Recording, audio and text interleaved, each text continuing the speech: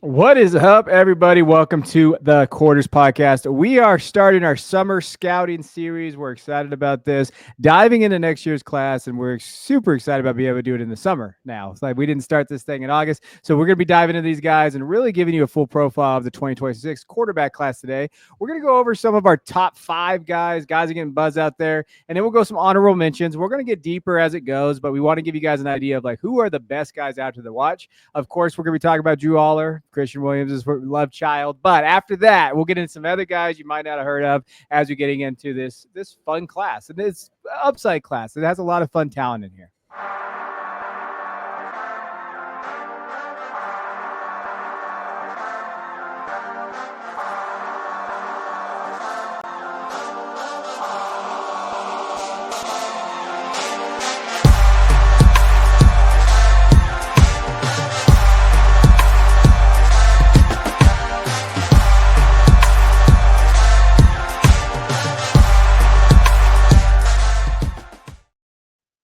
So before we get into the actual players, I do want to mention these aren't necessarily rankings. Like these are the top guys necessarily in the class, but we haven't done our rankings full like consensus. There-ish consensus on here in terms of what we do on our Patreon. But there's that. And also Arch Manning's not including in this ranking. So we are considering Arch 2027 until we hear otherwise. We will put him in. But if we did have rankings, he'd be one. That's just how it works. But right now, we're going to just assume Arch is going to come back like he has basically said in 2027. So the first guy we're going to talk about is Drew Allar, Penn State quarterback. Came back after almost leading Penn State to a national championship appearance this last year.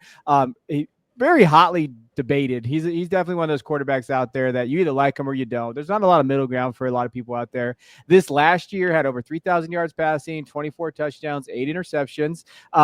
And just overall, his PFF offensive grade for Penn State, 82.2, passing grade 79.1, turnover worthy play percentage was sitting there at 2.1%, and just had a solid year. Maybe not this year that many thought that he could have based on like his upside, his ceiling, but still, had he come out, probably was QB2. Probably is a top 5 pick. So we're still talking about a kid that's very highly rated out there in terms of what he does well and then what he doesn't do well. And then we'll let the guys jump in here and we'll talk about kind of what we see him as a prospect. Some of the strengths that he definitely has arm talent. Like when you're watching Drew Allar play, I don't think anybody's ever said he couldn't make a throw, like, because he can make a throw. He definitely can figure out kind of, where he needs to go the ball, elite arm strength. Some of his best throws last year was the first game of the year against West Virginia. Go watch that tape. That's a hell of a lot of fun tape there. Sack evasion. I know he does a great job of that. His frame is massive. Like we're talking 6'5", 240. Like he does a great job. Think of like a modern day Big Ben, the ability to kind of shed, defensive guys. He's able to break a lot of tackles. He does a great job there. And he keeps his eyes downfield there. And I think he does a very good job of pre-snap processing. One thing that you notice from him, like he knows where to go to the football, especially this last year. If you were going to talk about a strength of his that he improved on, that's it.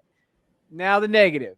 Big game performances, man. Like he does struggle at times in those big games. The worst interception I ever saw him throw was against Notre Dame, driving down the field where they could have won the game, like in the semifinal game. He can be erratic, and really for me, it's all about consistency. It's weird because his arm is so damn elite, but man, he misses a lot. Like there's times in the intermediate range, you're like, where was that ball going? Like, what are you looking for there? And in footwork, I think that comes with sometimes he can rush it. There's still some like pressure handling mechanic stuff. Like while he can like evade sacks and do those things, when that pocket breaks down, man, his mechanics tend to break down too. So that's kind of his overarching view right now. Many have him as QB. Some have him QB1, some have him QB5. He's all across the board there. Christian, is he still your QB1-ish at this time? Yeah. I mean, I actually, we talked about it a little bit when we did our mock draft, but I have him pretty far ahead of the other guys simply because I think the tools are just so advanced. Now, is this still a bet on the tools panning out? Absolutely. But when we have kids who, I mean, you just look at if you guys are watching on YouTube, you can see the progression. Like he didn't start in 2022 because of Sean Clifford. That was so stupid. I don't know why that guy played over Drew Allar even as a freshman, but you can see the progression throughout 3 years. And so what I'm anticipating is we're going to see another step forward. Now, we talked about mechanics breaking down when he sees pressure. I think that's absolutely true. And I also think that his ability to extend plays, because he's so big, he can shake off sacks. He can he moves around the pocket in a way that it isn't ideal, because he gets really, really off platform, and that's where he sprays the most throws, in my opinion, is when the pocket breaks down. Now, talk about big game performances. People are probably going to talk about the Oregon game as like a bad performance because he had 2 picks. And so we know that there are box score scouters out there that are going to say, oh, that was one of his worst games. I would argue that's his best big game ever. He completed 51% of his passes, but most of that was not on him. A lot of things did not go well for that Penn State offense last year, and specifically for the Penn State wide receivers.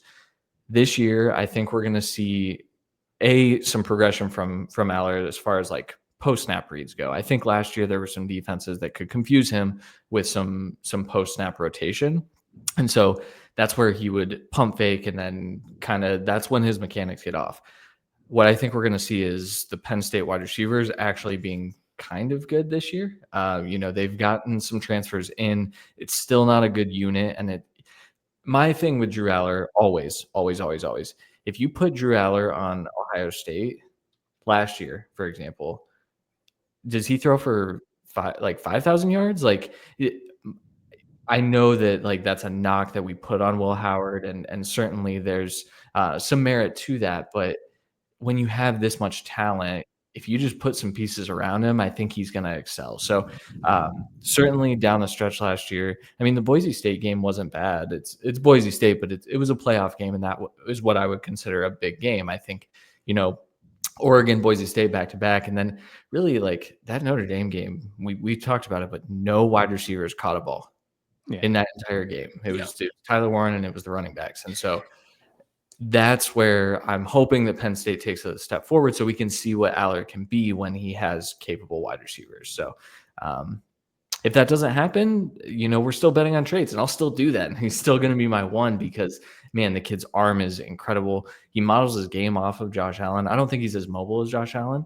I think he's got definitely some functional athleticism and can extend plays, but he's not going to run for like 600 yards in the NFL. So we'll see. I'm still going to bet on him. That's my thing, unless he's terrible this year. Yeah, traits over talent, always our favorite way to do this. Now, Drew Allar, again, like you said, the progression, everything we've wanted to see from him going into last year. We saw the Drew Allar watch for the draft was one of the most exciting aspects of it, because we knew if he said he was coming out, he'd be the number 2 pick to the Browns. Now he's going to come back and be the number 1 pick to the Browns. So that's fun. But either way, I really do like, he's still my one, same with Christian. And I keep saying I've watched the most of him. So he's going to stay at 1 until I catch up at least. And we see more progression this year. But I saw what I wanted to see. And one thing I definitely saw a lot more confidence in his throws, a lot better layering of his throws, and just really fast eyes going through the progressions faster this year by a ton. And yeah, like you said, a couple of the post-snap stuff got him. I mean, obviously 8 picks this year. I do think he takes care of the ball really well, but it was a little bit inflated this year, trusting his arm and his eyes a little bit too quick at times. And we see the extra pat on the ball, which we're seeing a lot with quarterbacks right now. And for me with him, I saw at least 2 or 3 picks last year that was because of the extra pat. And it's really not because he's touching the ball, but we see the confidence so much with him. And then on those times where he's hitting the ball one extra time, he's the tick late now. He's wanting to see the full flash of the numbers, and it just doesn't work out. And we're going to see that a lot with the rest of these quarterbacks we talk about. So it's something they all have to improve on. And the biggest thing for me, he has that size. He likes to model his game after, Josh Allen. He does look a little bit like Big Ben in the pocket, but those guys are good with improv on the run. And I have not really seen that from Allar. We need to see a big improvement on that. And I think it's much needed with wide receivers like this. Again, like you said, he brought in some, but they're not Ohio State receivers. They're not Oregon receivers even. They're not any LSU. You need to give them some extra time sometimes, allow them to make big plays for you. You lost your best you brought back both running backs. If you can't get better on the run, JJ McCarthy went in the first round from winning games, having big plays on third down, and doing a lot with improvisation on the run. So it's just something I really want to see from him to be that number one pick. So the one thing I would say, Trevor Painter's okay. Like as a receiver, like he's coming over from Syracuse. Like I think I know he's not an Ohio State guy, but there's no Ohio State guys out there. Like, yeah, I'm probably more excited about Kyron Hudson, to be honest. Yeah, Devontae Ross too. Yeah, I mean that's the thing. Like all three of those guys are all better than what they had last year. Yeah, like by a pretty significant margin. No offense to Harrison Wallace. I think he had some talent, but like no, definitely take offense to that. You were terrible. If you can't get a catch in this Notre Dame game, come on. Like let's be real here. But I will say this about the schedule. So it looks pretty good. Nevada, Florida International, Villanova to start the year. Come on, Penn State. You scheduled that perfectly, baby. Because like that's gonna be good. Then they have a bye, and then they go to Oregon, or they're at home against Oregon, which is probably gonna be the night game. So that is a spot where Oregon, who I think there's some question marks about Oregon, especially with Evan Stewart going down. There's question marks finding what that team's going to look like. Then they go UCLA, Northwestern, Iowa. At Iowa right before a bye week, and then they have it at Ohio State, and they don't get Michigan this year. Like when you look at their schedule, they could go undefeated. They could run the table there, but they got to beat Ohio State. Like that is really what it's going to come down to. And I think this is kind of crazy, but do you think all their season and maybe draft stock comes down to that one game, November 1st at Ohio State? I'd say maybe, yes, but I also could see them drop the Iowa game as a look ahead because they have a week in between. It's like, okay, let's get to this bye week and focus on Ohio State. And that's a game where the current version of Allar will play terribly against Iowa. You guys know I'm Allar's biggest fan. That's what he would do, is play terribly in that game, disappoint everyone. They lose that game, then they come back and probably are competitive against Ohio State. I think they're going to be a little bit better this year. I mean, James Franklin feels the pressure this year. So I think he's going to have the team a little more ready in those big games than they were last year. Last year was kind of the first time they played in big games. And I would still argue that Penn State beat Ohio State. I think if you get any type of call in the end zone on that final throw that Allar made, Randy's the Ohio State fan here, and Ohio State fans don't want to hear it, but like it was a poorly officiated final 2 minutes. So I think like Allar put them in a position to win that game. And then, the Notre Dame game was certainly bad.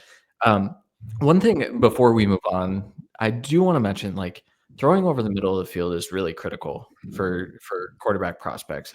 Allar last year was really, really good at it. And like Randy said, like he layers throws really well, but the way he was able to kind of look off some of those linebackers in the middle of the field, I mentioned his post-snap stuff not being great, but that was done pre-snap. He knew exactly where those defenders would be. So if we see another big growth from him in that area, I'm actually more worried about him pushing to the boundaries because he does push it to the middle of the field well. Now, was that Tyler Warren? He knew Tyler Warren was going to break open in the middle of the field, maybe, but it's not like Penn State doesn't have two more tight ends that can come in. And they might be not, and they're probably not Tyler Warren, but they've got a slew of them that I think can be impactful for them. So I'm excited to see where that growth is because I was impressed by it last year. That's kind of what put me on to Allar as what would have been my QB1 last year. What I wrote about when I wrote about him, I put he's a bet on traits, and if it all clicks in 2025, he's QB1. But that's really what he is. Like, I think that we kind of have of all the guys on this list, his report card's the fullest. Like, we kind of know what he is. All right, can he take that next step? There's a lot of question marks after that, right? Like when you're looking at all these guys, and they're all trait-based guys, but some have higher traits than others. Some are, dual threat kids, and we'll get into those. The next guy's an interesting one. Clemson quarterback Cade Klubnik, because he was highly recruited coming out of Clemson, out of Texas. He was a 5-star kid. They loved him. Him and DJU battled, right? And then there was that time where it's like, oh, Cade's going to be the guy, right? He stepped in 2023 and people thought he was going to take that next step. And he had a down year that year. 2,800 yards, 19 touchdowns, 9 interceptions. Clemson did not look amazing in terms of what they put on the field that year. But last year, he kind of battled back. They got Riley, Lincoln Riley's brother out there, Garrett, calling plays for 2 years. Looks pretty good last year, 3,600 yards, 36 touchdowns, 6 interceptions. And from a rushing standpoint, 463 yards and 7 touchdowns on the ground. And really, I mean, they had a shot to beat Texas in the playoff. Like, they looked good. They won the ACC. They came back from it, beat SMU.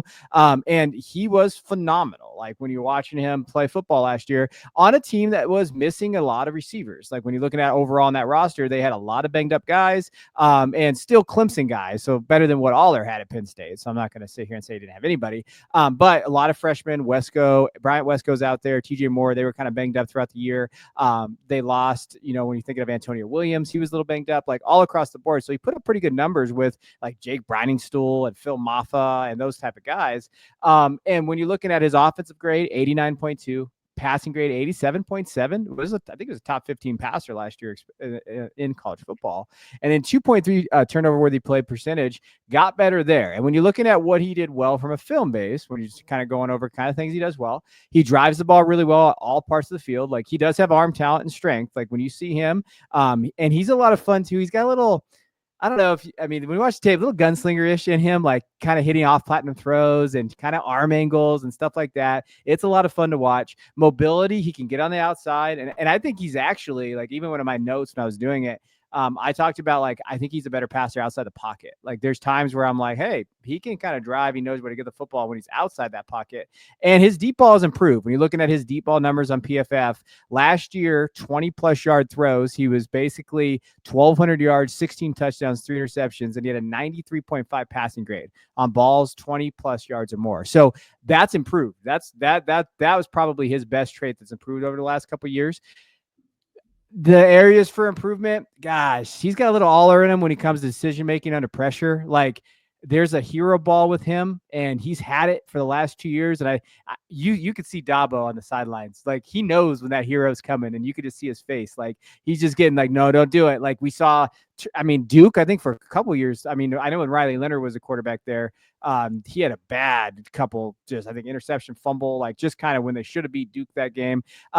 Post snap reads, like, what I wrote down and what I talked about here is, like, he's a see it, throw it type of kid. Like, and Riley does a good job of this in the scheme. He sees what he needs to see, gets it out quick, and that's great. But after that first couple reads are not there, he does struggle with the post-snap reads, and defenses can get him. And that's where I think that's the area that you want to see him address there. Ball security too. Like, he did better this last year, but fumbles are a problem for him. And he does have some turnover-worthy plays there that you see there. Christian, what's your take on Klubnik? Where are you at with this kid? He is kind of a frustrating watch for a lot of the reasons you just described. So, like, the post-snap stuff is the thing that gets me the most. And I talked about it as like an area of improvement for Allar, but with Klubnik, it's like, okay, the post-snap stuff is pretty bad. I think generally we didn't talk about, like, we talked about Allar's erraticism and how inaccurate he can be off platform. Klubnik is sometimes better off platform than he is when he's standing in the pocket. There are times where, like, when he's delivering footballs, they're just not perfectly placed, and that's going to be a problem with tight coverage and things like that. So those types of things concern me. But I will say, like, when I went back to the film, I watched a lot of Clemson games live last year, and I liked Klubnik when he was a recruit, but then I really didn't like his 2023 film. I was like, oh yeah, like day 3 pick probably. Last year, there's enough there where, like, if we see these improvements in these key areas, we could be talking about certainly a first round pick. I've seen him mocked as number 1 overall. I think that's a little much right now, because the traits that he has traits, but they're not to the level that we, would bet on exclusively like we might with Allar. He reminds me a bit, and I think I said this on the mock draft episode too, but, like, he reminds me a bit of Carson Beck in that the situation was pretty good around him. And I think the good thing for him is the situation is not getting worse. It's actually getting significantly better with a healthy Antonio Williams, TJ Moore, and Bryant Wesco. And man, Tyler, what the hell is the kid's last name? Tyler Brown. Tyler Brown. Tyler Brown's there too, and people forget about him. So I think his situation is going to lend itself to high production. I worry that that's going to, knock him in the same vein that Allar, we might not see the full potential. I think maybe we'll get too much of a security blanket around Klubnik, but it's exciting. I mean, I didn't anticipate talking about him as a potential first round pick. And then when I went to look at the film, like that Texas film is really good. And that was the thing that really stood out to me. Some of those throws, once again, are just like a little off target, but because Riley does a good job and scheming things pretty wide open, he has that flexibility. I'd just like to see him get a little more precise, a little more pinpoint with that. And we could be talking about a top 10 pick, maybe.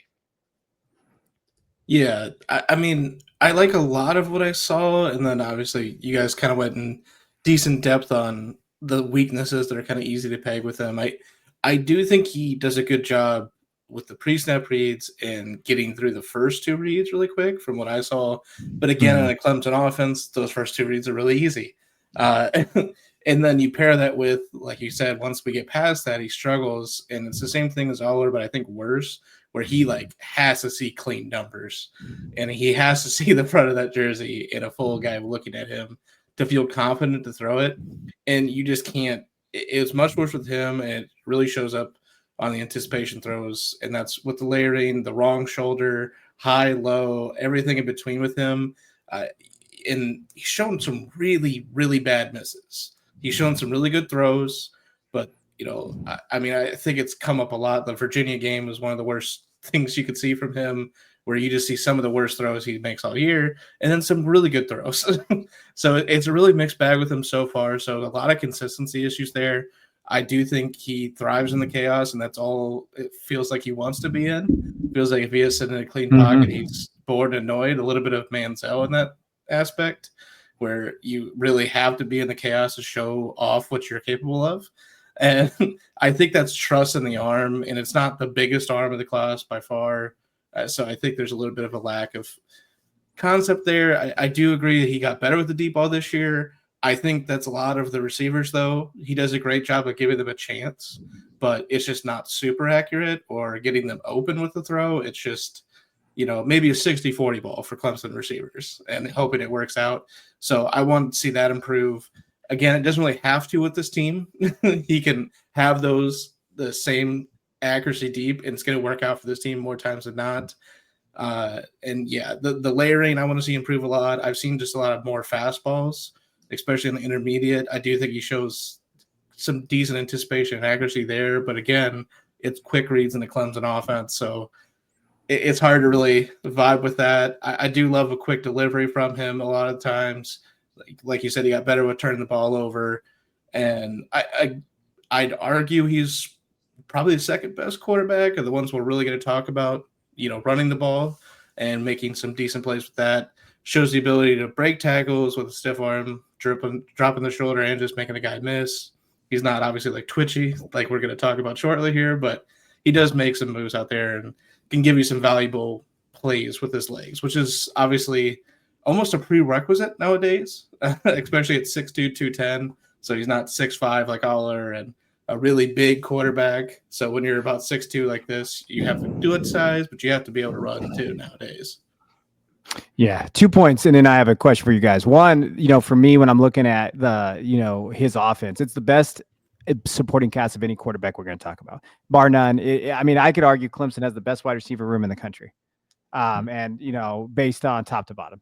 Randy, get out of here with your Ohio State biasy. Best player in college football, another guy that's a first round competition. I'm just saying. Yeah, I get it. Clemson's top two. Clemson, at least. Yeah. Clemson, Auburn, Alabama, and Ohio State to me are the top four. That's kind of where I'm at right now. I don't know. I don't think I'm forgetting anybody else. So when you look at that, that to me, I counted that right. That to me is where I'm at with that offense. But also he has a huge game against LSU to start the year. So that's going to tell us a lot. Him and Garrett Nussmeier against each other, because after that, the schedule's not amazing. Like when in terms of like quality opponents, like they should run the table. Troy, Georgia Tech, Syracuse, North Carolina. I don't know what's going on down there with Bill Belichick's girlfriend. Boston College, no. SMU, but they get SMU at home, and who knows what SMU is going to look like at that point. Duke, Florida State, who the hell knows what Florida State's going to look like in November. Louisville, and in South Carolina. I mean, really, they're two toughest games probably on paper are the first and last games of the season. So we're going to see that from Klubnik there. So it's going to be interesting there. Now, when I wrote about him, my comp, and it's not necessarily a player comp, but it's more like a prospect comp. I said he could be like a JJ McCarthy type player where someone falls in love with the tools. They like the tools. They like the idea of like what he is like on the surface. You know, he's underwhelming sometimes, but there's plenty to like there, and a team can fall in love with what he can offer. So is that in the realm of possibility, Christian, for the JJ McCarthy stuff? Yeah, I mean, I think the good thing is that Clemson's going to air it out a little bit more. I mean, they're going to start a freshman at running back this year, and so Davis. yeah, and so I think when you factor that into having one of the best wide receiver corps in the nation, I think we're talking about a guy who had almost 500 attempts last year, probably eclipsing 500 attempts this year because they're going to have a couple more games.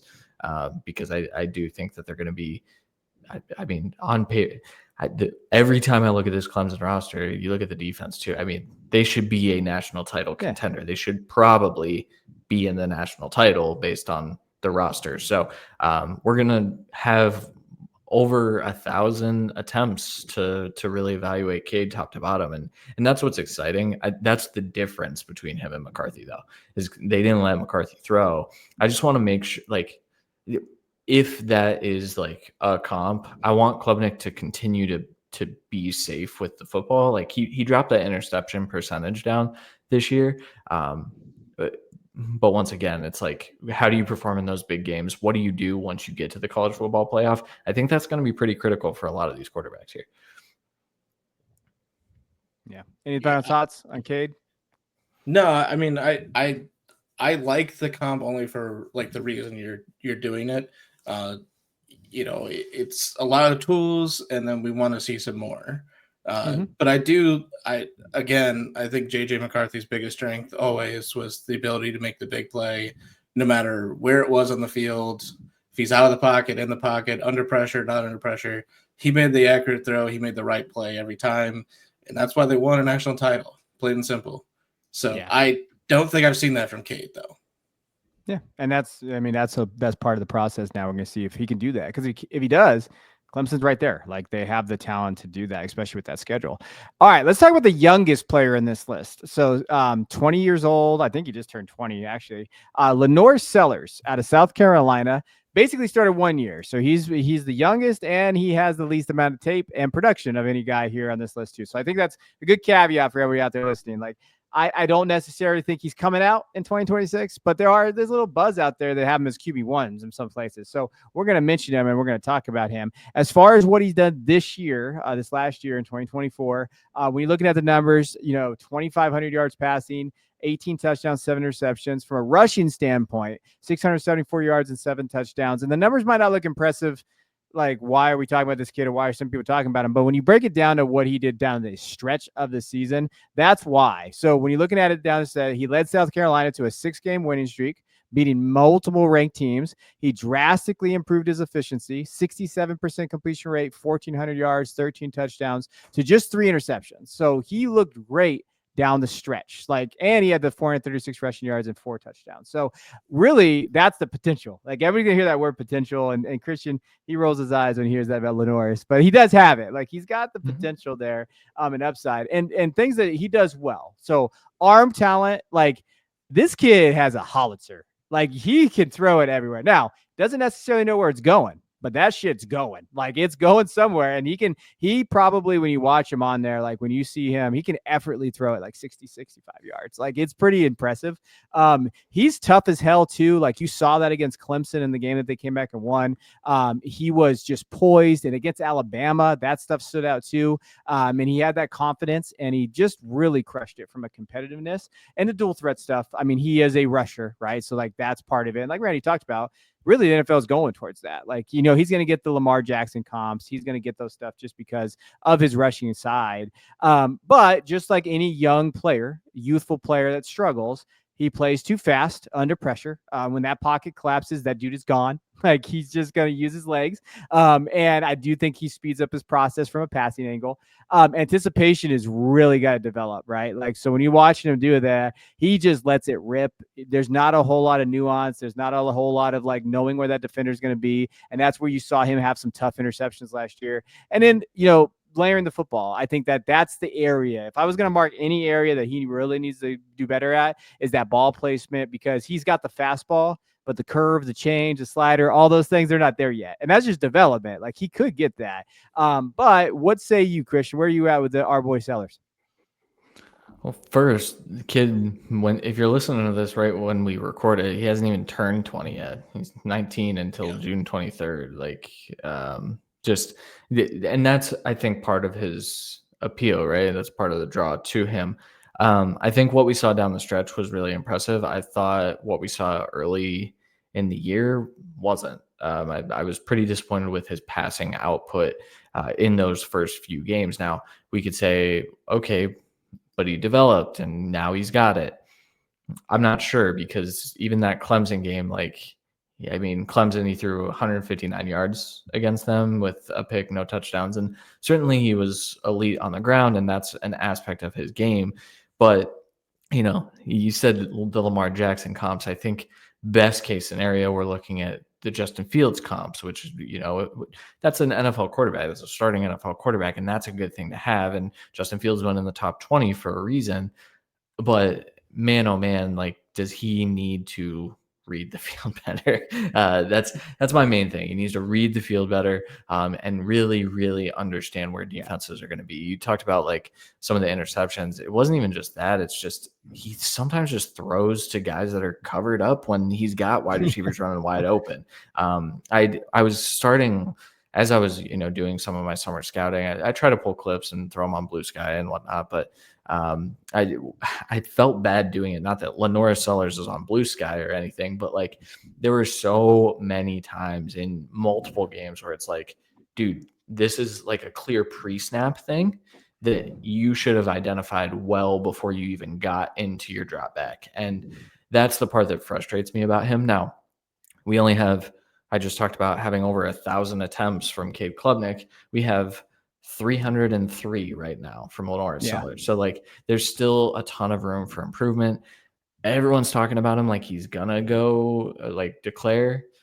I just don't see it. Like, this South Carolina team is building something, and it seems to me like, I mean, they have a shot. I mean, I don't think they're there yet, but like, they have a shot to really compete in the SEC. And if we talk about this new playoff format, that's why Drew Allar went back to school, was to compete for a national championship. I think Sellers has that competitive nature in him as well, where I think we're going to be talking about Sellers with Arch Manning and DJ Lagway, and that will make the 2027 class super exciting. But we're going to have to see exponential growth this year for me to actually believe that he's declaring. Yeah, all accounts is he's a smart kid, so I do have the promise that he's going to get there with a lot of these things. You know, we saw decent accuracy even with really, really sloppy mechanics a lot of the time. You know, the feet were almost never married with the eyes, it felt like. So there's a lot of things to clean up with him. But again, he's had 1 year.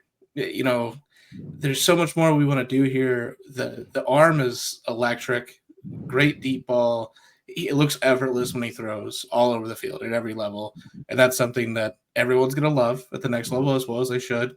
I think he showed a lot of progression throughout the year, even if it was a really big roller coaster at times, with a lot of big plays and a lot of bad plays. And again, you know, we said the same thing about Cade Klubnik a little bit there, and Drew Allar, who have all had twice as amount of starts and 3 times the amount of passes as this guy. I think we can see a lot of things grow with him.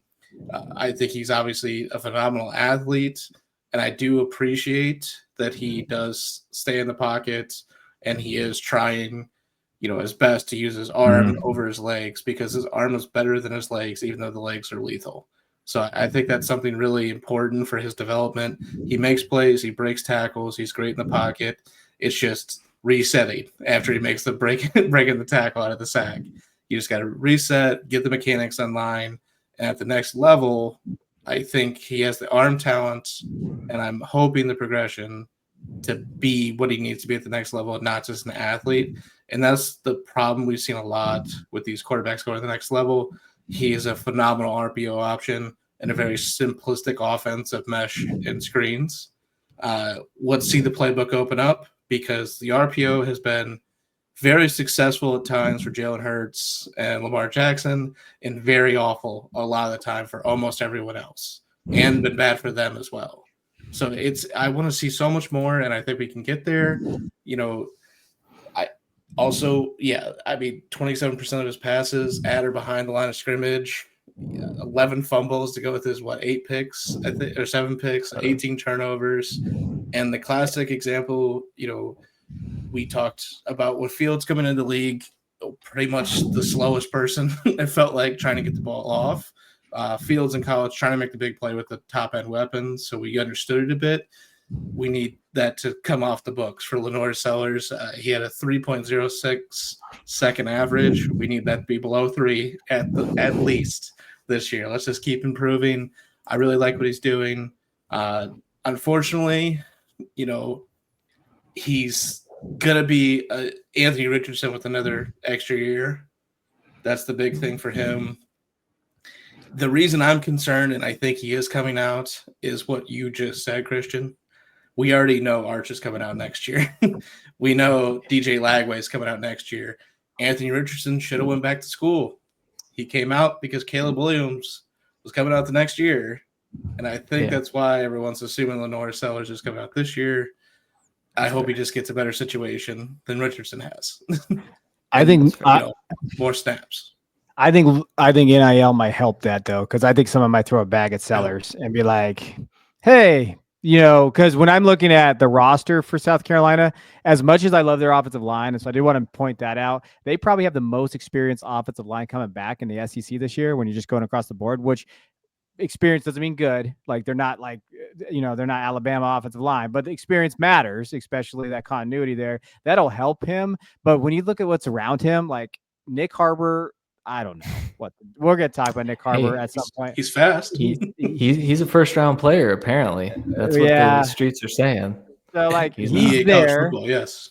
Mazeo Bennett's there, Brian Rowe. But, like, as far as weapons go, I don't know if South Carolina's done enough for him. And I know they gave him a bag this year because I know people were calling. But maybe, like, he looks at it and says, well, they're not building around me. And maybe I need another year to develop. Maybe I need to go somewhere else, right? So, like, maybe we could see that. Like, could you imagine him going to, like, Ohio State? Could you imagine him going to, like because they might need a quarterback. Who knows what happens with Julian saying? Yeah, like, looking in terms of, like, what's going on there. So I could see that. And I think to your point, Randy, about, like, when you're talking about, getting his feet reset and all of that. The one thing the reason why I think he struggled with that a little bit, or even just struggled with, hey, I'm going to actually look down the field once I break these tackles instead of just going out taking a run. I don't think he has confidence in his arm yet, like where he needs to put the football, when he needs to go. Like, I don't think that's going to grow. And I still think he's a 2027 guy.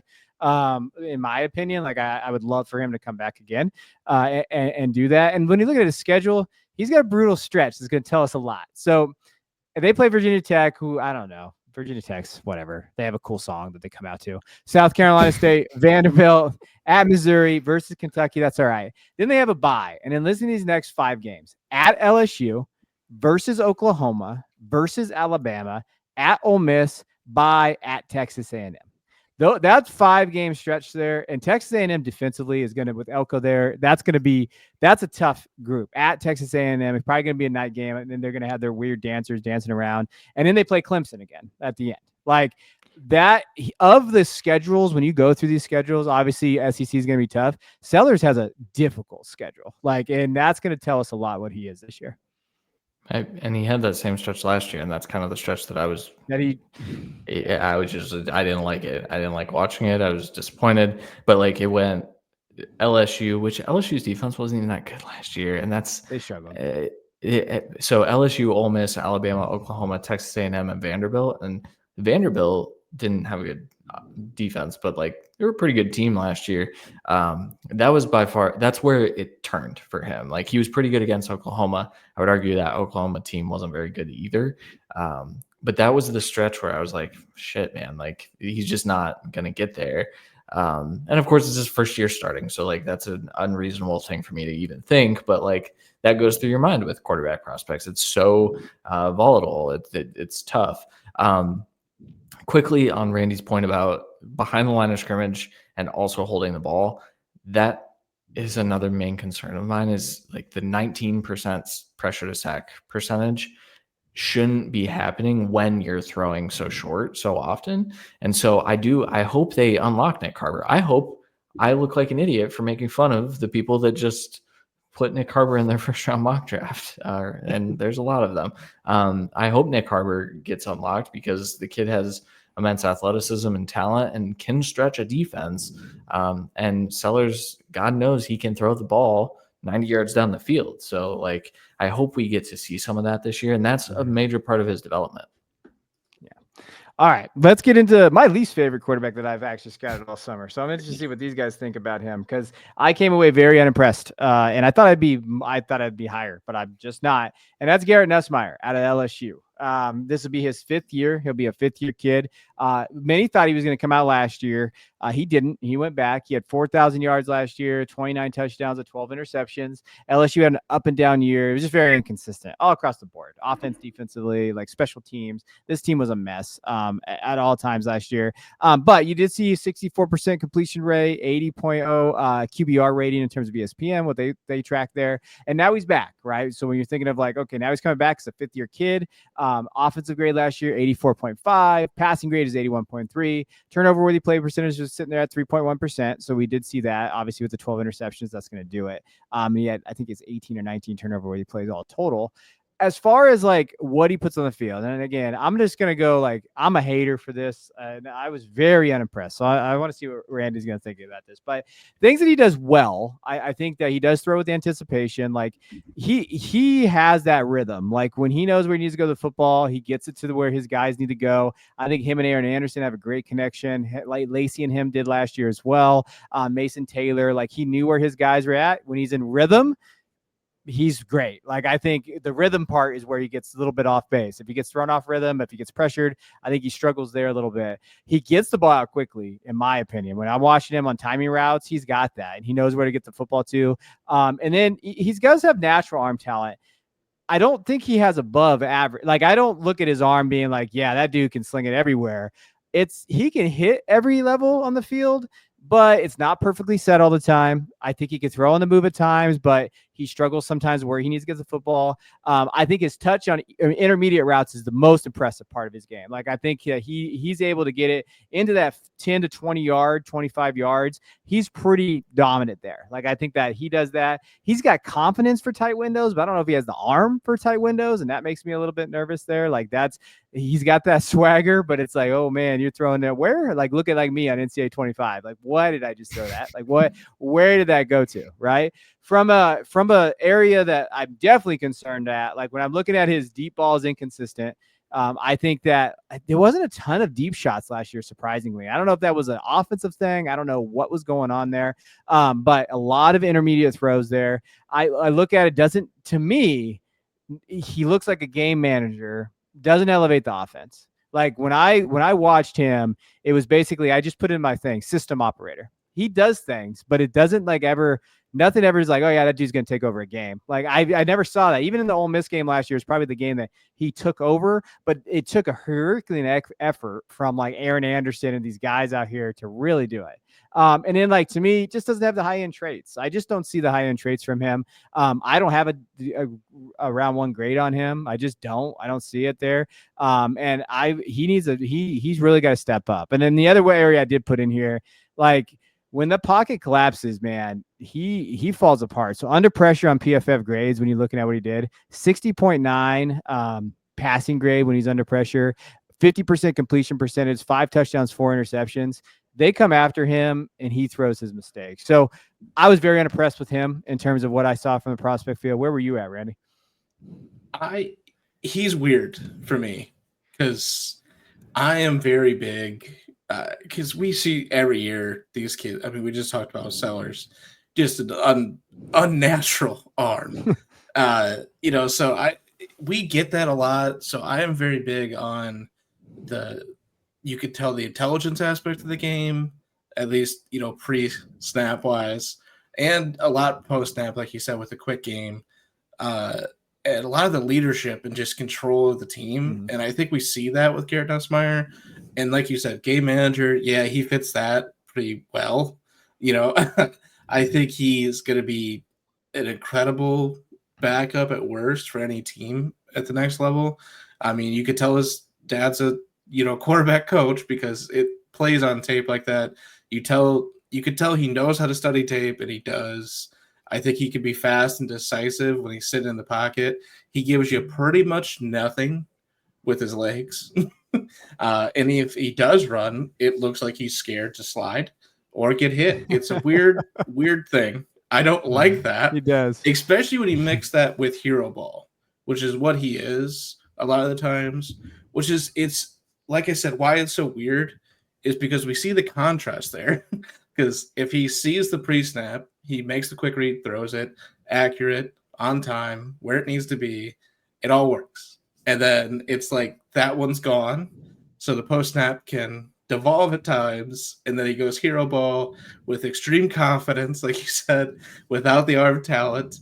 And he plays in those chaotic moments like Baker without any of the Baker talent in those moments, which is very deadly for a team, not in a good way, because that's where Baker has always been great. And he did the pre-snap and post-snap reads, made the quick, decisive plays, made the right read, and tooled, just went all layered throws everywhere, dialed up in college, lived in the middle of the field, and then made enormous plays on the outside. We see the live in the middle of the field with an average arm, and then he tries the other stuff on the outside. It just doesn't work. And again, he's 6'2", 210, fifth-year senior, nothing on the ground. That doesn't play well going to the next level as a pure pocket passer. Could he go to the second round to the Saints? Sure. But that's what I'm kind of seeing here so far. I do like a lot of what I said. Again, I think he's really talented as a mind for the game. I think he, does show good accuracy at times. I think he does show good movement in the pocket. I think he's happy to step up and make the throw and take the hit. The throw just doesn't always connect. And it's just such a mixed bag. And like you said, in the big games, sure, he had a standout moment, you'd say. But, I mean, he had 2 more receptions in 3 of the games against ranked opponents. He doesn't get sacked. That's another good thing for him. Again, it's so up and down for me. It's weird. It's the best way I could describe it. And when we're a fifth-year senior, I know he hasn't started all these games because Jaden Daniels is amazing. But when you're coming off the bench for 3 years, I wanted to see more. Yeah, I try to be careful with quarterbacks like this, though, because seeing the field is such a major component of being an NFL quarterback. And like Randy said early, like we always get these elite athletes that just don't pan out. We've seen it time and time again. And I hope we stop seeing them fail at the NFL level, but like it's going to happen. And guys like Nussmeier, who do see the field so well, tend to push to the front. Now, the other side of that is it's Mac Jones. Like this is Mac Jones. We talk about like Baker, but like it's Mac Jones when Mac Jones would panic. It's not even Mac Jones at Alabama, who was an elite deep ball thrower for what it's worth. Like that dude, I mean, he never had the tools, but he had the loft to throw a very, very nice deep ball. And we saw that, especially in his rookie year, that when you have the ability to stretch a defense with your accuracy and your touch and things like that, that does open things up underneath. And where I think we haven't seen that from Nuss is we just haven't seen him push the ball downfield. Now, the reason I try to be careful is LSU just freaking loaded up. And so now they have Barry and Brown as well, and Aaron Anderson coming back. And like you said, they have a good connection. The anticipatory throws are very impressive. There are times where like he's throwing the ball well before a wide receiver breaks. And that's stuff that, I mean, you can teach it, but it's natural for some other people. And it's very natural for Nuss. So I get really scared killing this kid, but also you guys know me, I'm a traits guy. And so I just don't see a first round quarterback. He's going to have to take some major steps forward as far as like taking care of the ball and getting rid of those. Like you guys talked about it, but the hero ball stuff drives me nuts. And I understand like some of those are to get out of a sack, and that's why his sack rate is so low. But that really boosted his turnovers, and that's problematic. And some of those were really, really inopportune turnovers as well. And so we're going to have to see a significant improvement here. I think. A player like this needs to complete closer to 70% of his passes for me to really feel good about him being a first round quarterback. And maybe we see that. Maybe this is like a Joe Burrow-esque rise. It's not going to be Joe Burrow, but like something like that for an older player that we really, going into that season, Joe Burrow was a day 3 pick. I think Nuss right now is probably a day 2 pick. And so he's already got a better starting point, but he also doesn't have Jamar Chase and Justin Jefferson and, everyone else that was on that team. So I don't know. I get why you're a hater, Kevin. I get it. I just like, and I get nervous too, because I've even talked about this when I wrote about Sam Leavitt. I talked about like, when there's a cerebral portion of it, I don't know where that's at. Like if I'm not in that room with him every day and like learning what he knows about the game and what he's doing, super hard to, we can't distinguish that. But from what I see on the field, he doesn't scream like, oh, he can be Brock Purdy, like that type of like, oh, he gets a good coach and he can kind of go there. Because I do think his traits are so limiting. You know what I mean? Like I just don't see it. And if we were talking about a kid, like let's say that last year was his 3rd year. Okay, like I could see that, whatever. But we are talking about a kid now that's played 4 years of college football. And yes, he didn't play beyond Indiana, but he still got in. It wasn't like he wasn't getting attempts and snaps and stuff. Like he was still out there. So I just go back and forth. He's not a kid I'd be betting on as at this point. And so, and hey, maybe I'm wrong. It's happened before, very rarely, but it does happen. But I just watching as much all 22 and tape that I did for all these quarterbacks, I came away least impressed with him out of every single one that I've watched so far. And that includes Nico, who we're going to talk about here in a little bit. Maybe. So that's just part of it. Like I actually, it's weird how I'm kind of going towards, and that'll probably bite me in the ass at some point. All right, last big profile we're going to do before we get into some honorable mentions here. It's a kid that's kind of coming on strong down the stretch here. We have a lot of guys talking about him. He is the Cal transfer Fernando Mendoza. He's going over to Indiana. Interesting where he's going. I saw QB1 takes out there, Christian. He's loving those takes right now. And he takes over for Curtis Work, who led to 11-2. They obviously went to the Pro Bowl. Everything there. So if you guys don't know who Fernando Mendoza is, let me just give you a backup. 6'5", 225. When you're looking at what he did at Cal, so in 2 years there, so he had 1,700 yards as a freshman, 14 touchdowns, 10 interceptions. Last year, was in a QB battle at the beginning of the year, kind of took over, 3,000 yards, 16 touchdowns, 6 interceptions in the ACC. From a rushing standpoint, doesn't really have that. Played for a pretty poor Cal team. This is weird because I go to Cal games with my daughter sometimes, and I remember watching Fernando being like, "Who the hell is this guy?" Like, yeah, I remember, and then now all of a sudden he's QB1. It's just kind of surreal for me when I'm like at a game and I see this kid like battle it out with a guy that couldn't throw the football. I cannot remember the backup quarterback name was, but you're seeing this, and when you're looking at overall his haul this year, 77.4 offensive grade, passing grade 75.7. So really, it's the tape-based breakdown and going to Indiana, right? When you're thinking of like what he can be at Indiana in that system that we know about when we're talking about Kirk Cincinnati and what he's been able to do with quarterbacks.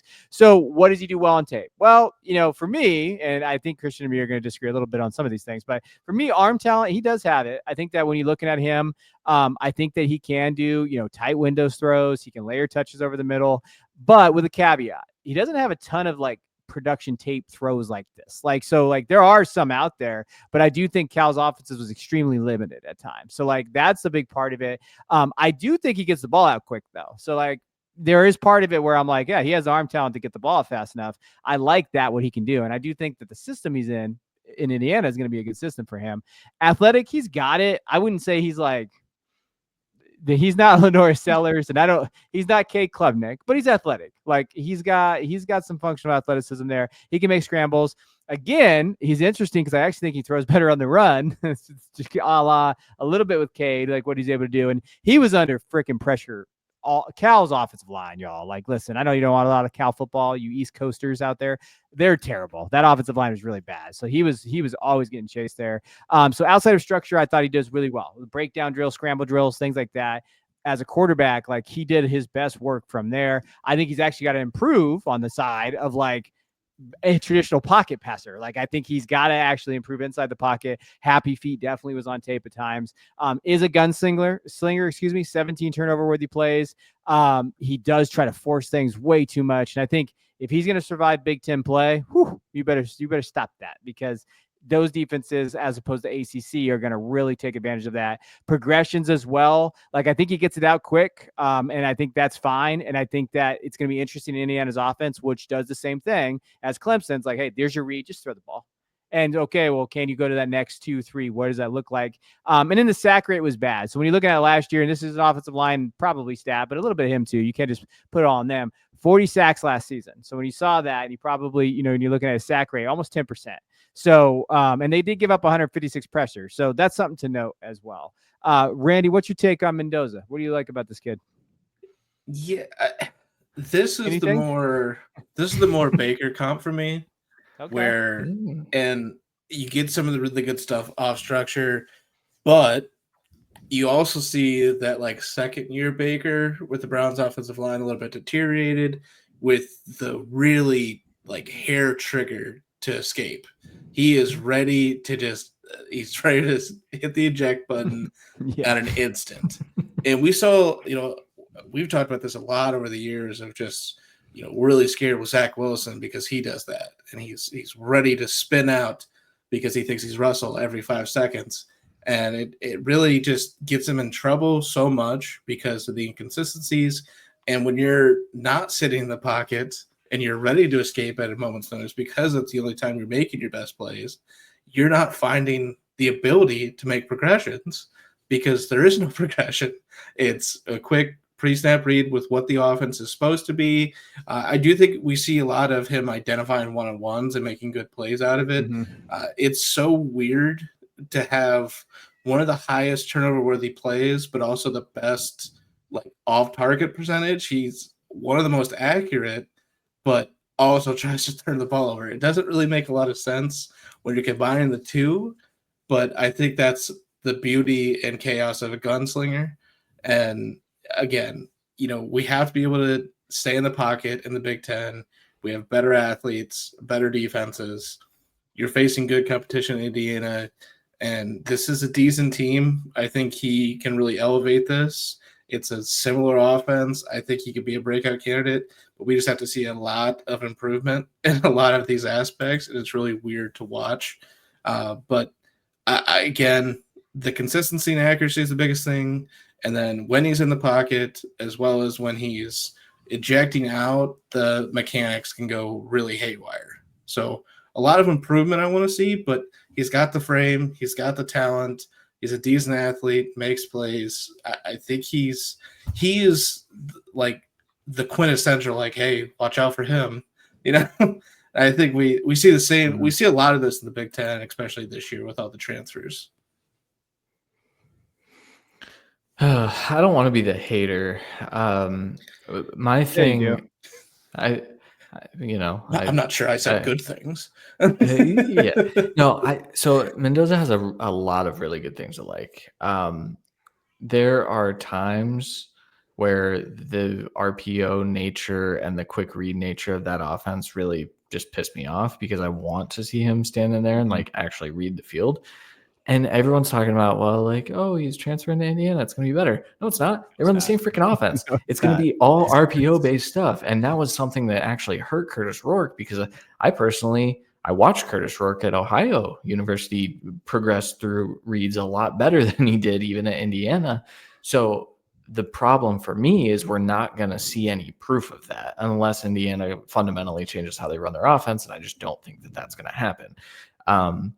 That said, like, yeah, he can be accurate. I think that he takes care of the football really well, despite, he puts it into harm's way. But I think a lot of that was Cal having no receiver that was worth a damn. Like, just a really bad group.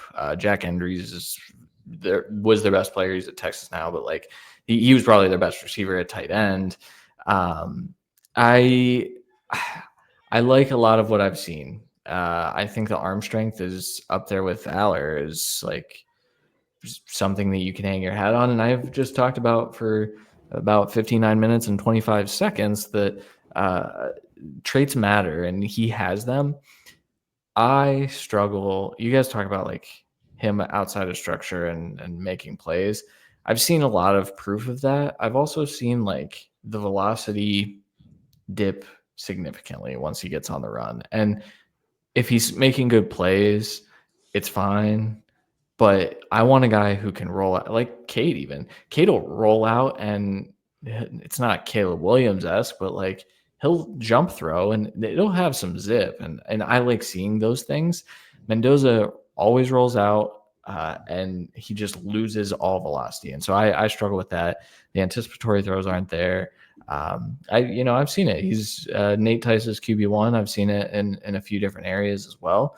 I do hope he's a little bit more productive, because I think that I don't care about that personally, but other people do. And so I think that'll give him a head start, but he's also another guy that I just don't think is going to declare. I think he's probably going to go back and play at Indiana for 2 years. So, and maybe that's what we need for me to like him. Maybe I want to see him command an offense. I didn't feel like he commanded that offense last year. I feel like he was a part of that offense, and he made them he moved the ball for them, and that was good.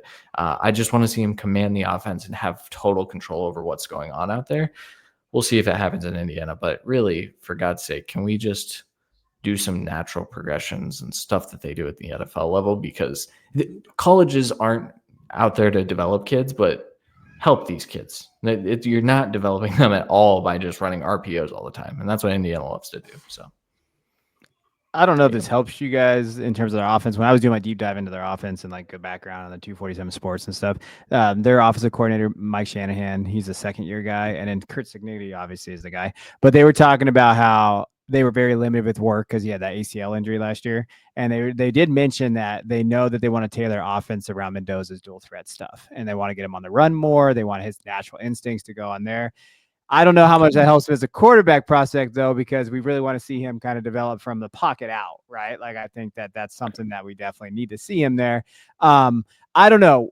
And to me, like, and we listened to some summer scouting stuff from some other people. I haven't really done too much, but I did hear the quarterbacks from McShay.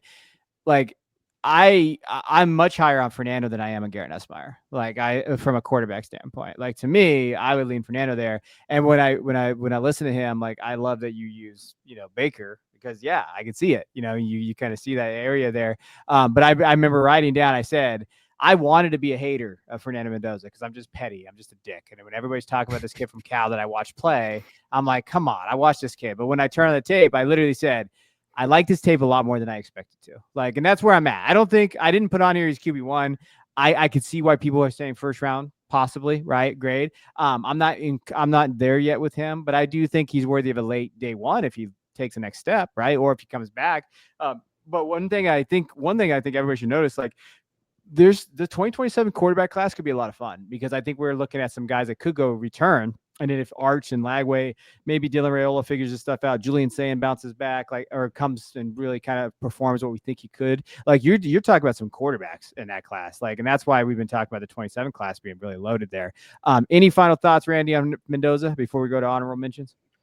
Yeah, like, he is the quintessential breakout candidate. Is the way I just view him. It's we're either going to see development and we're going to see all the talk of him being first round talent, or he's going to do a lot of what he did last year with a really bad offensive line, albeit not a lot of talent around him, and make a lot of mistakes, and we're not going to hear about him. So he's in a really weird spot because he has the talent, but and he's going to a bigger stage with a better team and better coaching. There's upside here, and he might be the benefit, again, of a lot of those guys going back and him coming out and being a late first, early second, and going to a really good landing spot for him. Yeah, and the last thing for this, I forgot to mention, I've been mentioning schedule. For this first time since 2008, they don't play Michigan or Ohio State this year. So they don't get Michigan or they don't get Ohio State. Their best opponent on schedule is at Oregon in October and then probably at Penn State. So those are their 2 big games. And they don't play anybody non-conference. Old Dominion, Kennesaw State, Indiana State. Really going out a limb there, Indiana, with your there. And then their big game is versus Illinois. Probably their week 4. That'll be the first time we see Mendoza. All right. Line it up. Let's see against a very good defensive squad. What can you do there? All right. Honorable mentions. When you're looking at overall, we could have put a lot of people on this list. We put John Mateer, Oklahoma quarterback, Sam Leavitt, Arizona State quarterback, Carson Beck, Miami quarterback, and then Nico. Hold on. I put up the pronunciation on my screen. Nico Iamaleava from UCLA. You are there. He transferred from Tennessee. Most people should know him. I have been seeing a lot of puff pieces about Nico going back and being around on quarterback boys. It's coming. The circle. It's a circle. And I saw it, and I've been seeing some like. From who? It's important. Like draft people or UCLA people? Oh, no. Like, you know how you get those mocks and like you get like his first round, like, possibility. Yes. A to Z Sports put one out and said that he could be a first round quarterback. And I respect some of the guys from A to Z Sports in terms of that. So we're seeing that kind of that circle go around there. I started my Nico spotlight. I did watch some tape on him, obviously, but I haven't gotten in too far with him. I'm going to get that out next week. Anybody you want to talk about here, Christian? I was going to ask, you haven't done a John Mateer one yet, right? Not yet. He'll be my next one. I did Leavitt. Okay. I'm doing Nico. Then I'm doing Mateer. Okay. So I watched Mateer recently because actually people in our Discord that watch film. We've got a bunch of psychos in our Discord. Shout out to all of you if you're listening. But they were like, listen, I think this kid might be something, like he looks pretty good. I watched him. He's 6'1". That could be a problem. However, there's some fun stuff on the film. I think he has a lot of arm talent. I think he has a lot of accuracy when pushing the ball to all 3 levels. He played at Washington State last year. Now, so did Cam Ward before he went to Miami. And so it's not something I don't think he's Cam Ward for throwing that out there. However, he's inside my top 5 quarterbacks. I think he's got a chance to lead this Oklahoma team to a place that they couldn't get to last year. Now, do I have faith in Oklahoma to scheme a good offense anymore? Probably not. I don't know what they're going to be doing there. They've got some talent at wide receiver. I think they have the capability to be a good offense, but I think a lot is going to ride on Mateer taking another step. He was productive last year. He averaged over 9.8 adjusted yards per attempt, which I know guys like Jay Stein will like that. His rating was pretty good. So from a production standpoint, he was pretty good last year, but I actually like the traits a little bit more than I thought I would for a 6'1", sub 225 quarterback. And to your point about Mateer, then Randy, I'll let you go wherever you want to go. He is getting his offensive coordinator from Washington State, Ben Arbuckle. He's coming there. So there is a seamless transition from an offensive perspective. So less kind of learning that. And that's probably the best thing that, oh my God, what's the head coach of Oklahoma? Venables could do for himself because he's on the hot seat. And if he doesn't win more than 8 games, he's going to get fired. So that's also part of that. Randy, any of these other guys stand out to you at all? Yeah, I think Mateer stands out the most. I think we've seen what we're going to see from Beck. There's a chance he can elevate his draft stock by replicating the success of Georgia over at Miami, with whatever else is going on with him there. I'm actually going to go a little bit off the list. I like the flashes of Aiden Childs. I really do. I know. I'm sorry. 13 touchdowns to 11 picks is not what we need. Michigan State's offensive line was terrible. Pressure over 42% of plays. They're still terrible, by the way. Just letting you know. I know. Worse than but Big there's Ten. Aiden Childs came in to kick Sam Leavitt out to Arizona State. So that, at a certain point, I like a little bit of what I saw. It's the Big Ten competition without all the talent around him, and I think, from what I've seen from him in the offseason, he really, was mad at his play last year. I think he's going to improve this year and make some leaps and be one of those quarterbacks that actually is going to come out and Yeah. we're going to be talking about as a day 2 guy that's like, oh, well, I mean, if he lands here, if he lands with the Rams, we do this every year, but he's one of those that could really accelerate. But at the same point, that's John Mateer. I mean, he's like a smaller Stafford that can run. It's weird. He does the arm angles and the big arm and all. He took Mateer. I'm going for something weird. I don't know. Well, Charles, we've been on him from a Devy perspective, maybe not on him, but like the tools are there. We've talked about tools and how important they are, and everyone was pretty excited about Charles getting an opportunity to face Big Ten competition, not remembering that Michigan State is a travesty of a program right now. And so it didn't go well for him. I also was mad at him for his play last year. So I'm in his camp there. That sucked to watch, honestly, because I think there's value in tracking those guys with crazy tools because they are the breakout candidate. We talked about Mendoza as a breakout candidate, and Childs is one of those where like he has to take some significant leaps forward. However, if he does, I think you could be onto something here. I'll pivot to Sam Leavitt real quick. I did a breakdown of him. I went pretty deep there. I think for me, there's some guys that really like Leavitt, and when I was diving into it, I like his offense. Jordan Tyson being there, Jalen Moss, Fresno State shout out, Malik McClain. I think that from just a offense perspective, it's good. Leavitt does everything amazing from a peer perspective in the head. Ball security, decision making is amazing. Pre-snap processing, post-snap execution is great. Probably the best I watched. Athleticism, playmaking abilities, got that. Intangibles, probably checks that box from all I can think. He's got a confidence swagger. He processes in game. He's got toughness. He has all that. But damn it, the arm strength's not there. He just, people praise him for the arm strength stuff, but when I was going through passing depths and looking at the PFF numbers and everything there, when you're looking at how many balls he threw behind the line of scrimmage, 24% of his throws were behind the line of scrimmage. Short 0 to 9 yards, 30%. So he's throwing 50% of his balls from behind the line of scrimmage to 9 yards. That's a problem.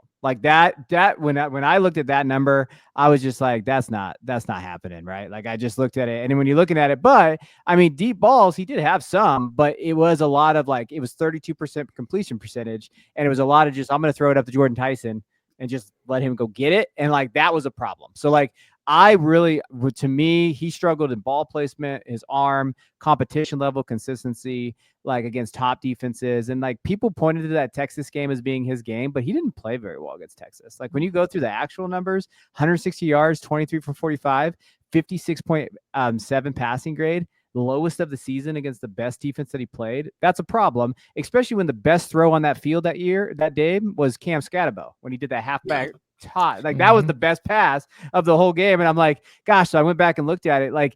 It's just funny because he's really just he's a day 2 kid, in my opinion, a backup, could really be a serviceable kid. But then I always go back to that, God, he's so cerebral though. He is truly cerebral, and he's young too. When you're thinking of what he is, he's young as well. So he could come back another year. I could definitely see him doing that. He's basically been a 1-year starter. But I just go back and forth, gosh, he does everything right. He does everything right, but it's just his traits is going to kill him. See, he's a younger, a little bit worse Nussmeier. Yeah. Yeah. Well, so I don't put a lot of stock into big time throws from PFF. I think they're garbage, and they're not very good at tracking what actually is a big time throw sometimes. But however, when we have something now, you don't normally see too many big time throws short behind the line of scrimmage. It's just naturally. However, in the intermediate areas of the field, there are plenty of big time throw opportunities because you're putting the way they define that is it a tight window? Could that have been, not intercepted, but did you put it in the perfect spot? Essentially, that's kind of how they define that. He had none in the intermediate areas of the field, whether that was to the boundary, to the middle of the field, it doesn't matter. He did not have a single big time throw. So that speaks to his, ability to see the field, make smart decisions and things like that. And he didn't have too many turnover worthy plays in those areas either. All of his big time throws came downfield, and PFF, once again, big time throws for PFF, pretty much any deep ball that has any level of coverage is being considered a big time throw for them when it's deep down the field because the throw is more challenging. That's, I don't know. I think Jordan Tyson's open over the middle of the field a lot. And so, yeah, I mean, Jordan Tyson's my wide receiver one, spoiling that as we get into summer scouting. I think that kid rocks. But that is part of the reason I think, I mean, hey, maybe he'll grow. Maybe he'll hit the weight room and have a stronger arm. But I just don't. I see a day 2 player too. A lot of underthrows. A lot of underthrows. Of everybody I watched, he had the most underthrows on tape. Yeah. So that's a problem. We briefly talked about Nico, but like we don't think he's declaring, right? I think he could. At this point, I have no idea what Nico's going to do about anything anymore. Well, now that his brother's there, he probably will declare so that his Madden's brother better. Is he? Madden's better than his brother. I think so. Like when I watch Madden play, like I do think that there's something there. And here's why I think Nico could develop this year. And I'll be quick because I know we're going a little long. They got Tino Sunzeri from Indiana. He was their offensive coordinator, QB coach, and he's now their OC over there. So they're bringing that Indiana system over there, which you're going to see basically production finally, right? That's the one thing Nico's needed because he just hasn't produced as what he had there. And so you're going to see that. And the outlook for them in terms of what their offense is going to bring to the table, it's kind of interesting with what they have over there. Like they got Mikey Matthews. He's coming over from Cal. They have a lot of guys they brought in terms of just from a wide receiver perspective. This is probably better than what they had at Tennessee. It's pretty close because Tennessee's offensive guys just underperformed last year from a wide receiver perspective. So I think that he could. Like he still has the arm talent, right? That's not changed. And I do think from the volleyball perspective, like because he has that, he's the volleyball kid. I know they brought it up on I think the stock exchange. They were talking about how like, hey, the people love that he has that kind of like the footwork, timing, like he's a dynamic athlete, those type of things. You know, I could see a team really liking it. It's just how much is that off-field crap going to hurt him? And I don't know how to measure that. How do you measure the off-field maturity stuff with his dad and all that kind of stuff? It's just hard. I put it in there. Like, I don't know how this takes a play, but it's like a Shador Sanders type thing. Like, does that matter? Like in terms of what we saw with him in terms of the drop? Well, it's also like a Caleb Williams thing. So if you're just elite, it doesn't matter. That's my question. I don't know if he's elite. That's the thing. I don't know if he's in there. Well, I hate that we have to talk about it. I didn't like Nico when he was a recruit, and I was on an island for that. I remember recording a podcast with you, Kevin, when we talked about him, and I was like, I mean, the tools are there, but like, there's just a lot of stuff that he's going to have to work on. And part of it was like seeing the field. And then he went to a Tennessee offense where they're running a fake ass offense. And now UCLA is going to be running another fake ass offense. And it's like, these kids aren't getting, I keep saying it and I sound like a freaking old man, but the kids are not getting developed in a way that it helps NFL teams evaluate them or see what they can get out of them. And that's why we see so many quarterbacks fail when they're drafted. But tools. So like I might say out loud right now that I would rather bet on Nico than a guy like Garrett Nussmeier, if only because I think the ceiling's so much higher, but also I need you to throw with anticipation and be able to read the field and not take stupid ass sacks. And Nico does none of those things and all of those things. So just there's a reason Shuck went at the top of the second and Jalen Milroe didn't go to the third, and it's traits over a guy that actually puts the ball in play in the right spot. So, I don't know. The most disappointed thing with Nico out of all of this is simply that UCLA was more of a pro-style offense, and now they won't be. And I was actually a little excited to see a Tennessee quarterback with all the tools go to a pro-style system early and be ready for the NFL. I really thought that was my selling point when he went there was, okay, well, now we get to see what he looks like in an actual NFL style offense. Nope. No. Just we get to run RPOs. Now we get a less explosive version of Tennessee. That's so annoying. Yeah, it is what it is. If we're going to go off the board real quick, Jackson Arnold, Auburn. I'm in, baby. Around him. I'm more in on Jackson than I am Nico. I think Jackson has a chance. I mean, he's got again a top 4 wide receiver crew in college football. And then I'm probably still out in this kid, but Connor Wiegman at Houston, I've always liked his tapes. If he could stay healthy, like he's got the arm talent there. And I see Miller Moss from Louisville getting some love out there too. Have either of you?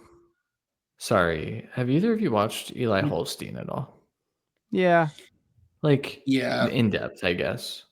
Not like No, as deep not- as not I in would depth. need to go. But I watched some Okay. Pittsburgh games last year where I'm like, Yeah, man, he's unfortunately. got tools.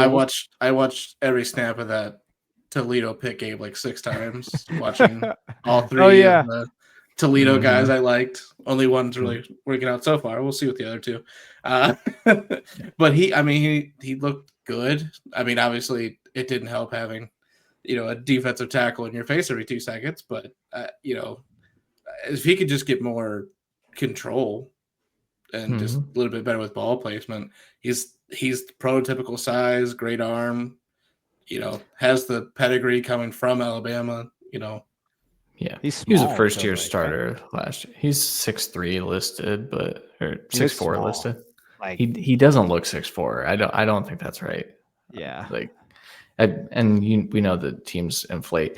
Last guy I'll mention as a guy that teams are gonna love, but just won't be any good because he's not very good.